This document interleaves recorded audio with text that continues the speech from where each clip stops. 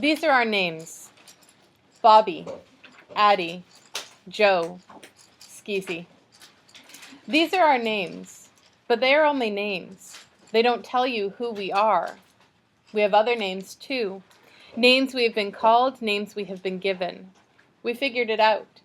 Between us, we have a total of 72 names other than the names you see here. These are names we have been called since kindergarten. The ones we remember, anyway.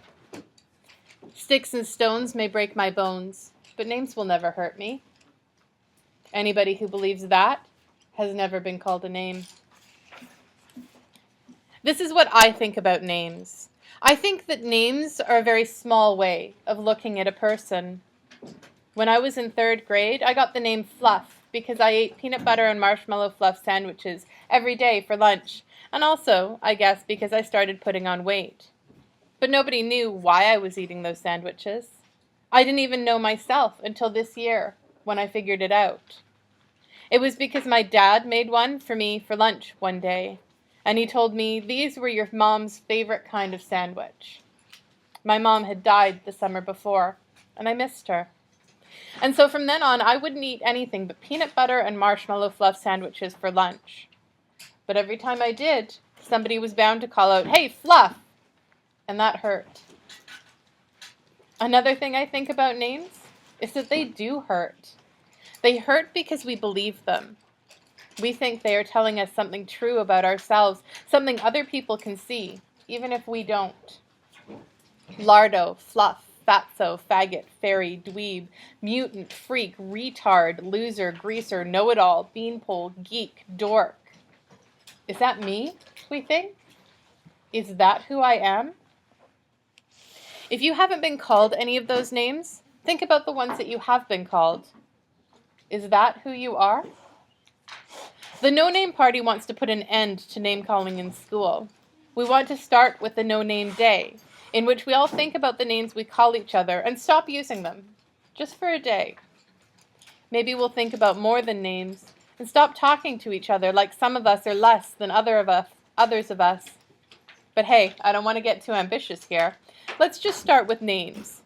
No name-calling for one day. Then we can see where it goes. Of course, the No Name Party will do more than this. We want to represent everybody in the school, and we'll work hard to make all voices heard on the student council. We will work with the teachers and the administration to see that the issues affecting all of us in middle school are dealt with fairly and honestly. So please vote for the No Name Party. Wait, there's one more thing I want to say. I didn't plan on saying it, it's just I'm thinking this as I'm standing up here, and the No Name Party got started because my friend Addie really believes in the idea of liberty and justice for all. She stands up for what she believes in and doesn't care what other people think. She started the Freedom Party, and, well, I won't go into what happened there, but what I want to say is that Addie has been my friend my whole life, and Skeezy and Joe for a long time. And, well, I think they are the bravest people I know. They are strong enough to be who they are, no matter what names they get called. Even if we don't win this election, I think they are winners. I know they are, and, well, that's all I have to say. Chapter 27. I go to return to my seat. The back of my shirt is so soaked it's on me like a second skin. I see Addie and Joe smiling up at me, and the skis gives me a thumbs up, and I'm thinking, I did it. It's over.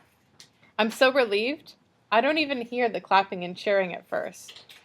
It's Miss Wyman's hand on my shoulder and her voice in my ear saying, "Well done, Bobby," that wakes me up to the fact that the place is going nuts.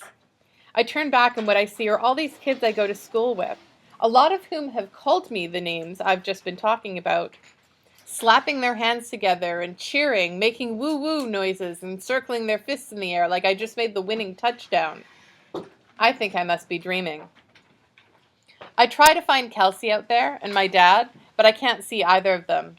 I do spot Deshaun at one point, whistling with his 2 fingers in his mouth, and next to him is Tondayala Charisse Dupre, not showing much of anything on her face, but putting her 2 hands together with some powerful kind of belief. There's a lot I want to tell you at this point. How everybody all of a sudden jumps up out of their seats going, Bobby, Bobby, Bobby. How the next day we win the election by a landslide. How nobody ever gets called a stinking name again. And how anybody who loves anybody gets loved back. But if I told you those things, I'd be lying. Happy ever after only works out in stories, not in life. Leastways, not happy the way you think it should be. For my money, this story does have a happy ever after ending, but it isn't the kind that's got anybody chanting Bobby, Bobby, Bobby. What happens is this. After a minute or so, Mr. Kiley steps out onto the stage and gets everybody quieted down. He congratulates all the candidates on our excellent speeches and wishes us all luck. Then he tells everybody to proceed in a civilized fashion to our next period class. Life goes on. On stage, we are all talking at the same time, congratulating each other. And while I am still trying to figure out what I should be saying to everybody else, they are all telling me that I gave the best speech ever. And they act like they mean it. Even Brittany. Colin says pretty much the same thing everybody else does, but then he comes back and tells me, thank you. Like I have given him some kind of a gift, which, later on, I will figure out I have. As Colin turns away to talk to Addie, I see Kelsey coming up the steps to the stage.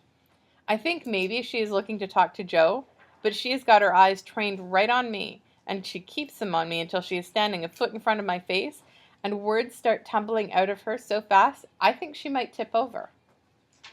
I will tell you later what a great speech that was, she goes, but before I lose my nerve and go back to being my old shy self, I have to ask you something. Will you go to the dance with me? I cannot believe my ears, but I am feeling brave, so I go, sure. And Kelsey, I like you a lot. To which she goes, I like you a lot too. Is this a happy ever after ending or what? It's probably a good thing that Miss Wyman breaks everything up then with, come along everyone, you don't want to be late for your next class. Because I don't know what either Kelsey or I would have said to each other next. I'm already worried about what we will find to say to each other at the dance, but I do not care.